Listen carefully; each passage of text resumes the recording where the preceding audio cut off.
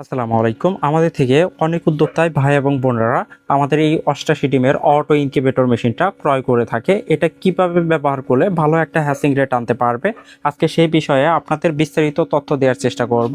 ইনকিউবেটরের সবচাইতে মূল বিষয় হচ্ছে আর্দ্রতা। আপনি যদি আর্দ্রতা সঠিকভাবে মেনটেন না করতে পারেন তাহলে কিন্তু আপনি ভালো হ্যাচিং রেট কখনোই আনতে পারবেন না। এজন্য সবসময় চেষ্টা করবেন আর্দ্রতা ঠিক রাখার জন্য। আর এটার সাথে এরকম একটা ইউজার ম্যানুয়াল গাইডলাইন বই থাকবে, যেখানে আমরা বিস্তারিত আরও সহজ ভাষায় সম্পূর্ণ লিখে দিছি। কখন ফ্রিজ থেকে ডিম নামিয়ে আপনি ইনকিউবেটরে বসাতে পারবেন, বা ডিমে জীবাণুগুলো পরিষ্কার করার জন্য কি ব্যবহার করলে ভালো কাজ করবে সে বিষয়ে আমরা বিস্তারিত তথ্য দেওয়ার চেষ্টা করছি। আর ইনকিউবেটরে আপনি 1 থেকে 18 দিন পর্যন্ত কত পার্সেন্ট আর্দ্রতা রাখবেন, 1 থেকে 18 দিন পর্যন্ত 55 থেকে 65% আর্দ্রতা রাখার চেষ্টা করবেন। আর বাকি যে 3 দিন থাকবে মানে 18 থেকে 21 দিন হচ্ছে হ্যাচিং টাইম, তখন আর্দ্রতা রাখবেন হচ্ছে 75+ বা 70+। এভাবে যদি আপনি রাখতে পারেন তাহলে কিন্তু আর্দ্রতা দ্রুত বাড়বে।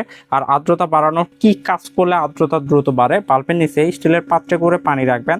তাও যদি কম থাকে সেক্ষেত্রে একটা ন্যাকটা ভিজিয়ে দিবেন। ন্যাকটা ভিজিয়ে দিলে কিন্তু আর্দ্রতা দ্রুত বাড়ে। এই কাজগুলো যদি আপনি করতে পারেন তাহলে আমাদের এই 88 ডিমের অটো ইনকিউবেটর মেশিন নিয়েও কিন্তু আপনি একজন সফল উদ্যোক্তা হতে পারবেন। আর ডিম বসাবেন হচ্ছে ডিমের চোখ অংশটা সবসময় নিচের দিকে বসাবেন, তাহলে কিন্তু আপনার বাচ্চা সঠিক নিয়মে ফুটে বের হতে পারবে। তা না হলে আপনার হ্যাচিং রেট অনেকটাই কম আসবে। এই কাজগুলো অবশ্যই মাথায় রেখে করার চেষ্টা করবেন। এতটুকু করলে আপনিও খুবই ভালো একটা হ্যাচিং রেট আনতে পারবেন।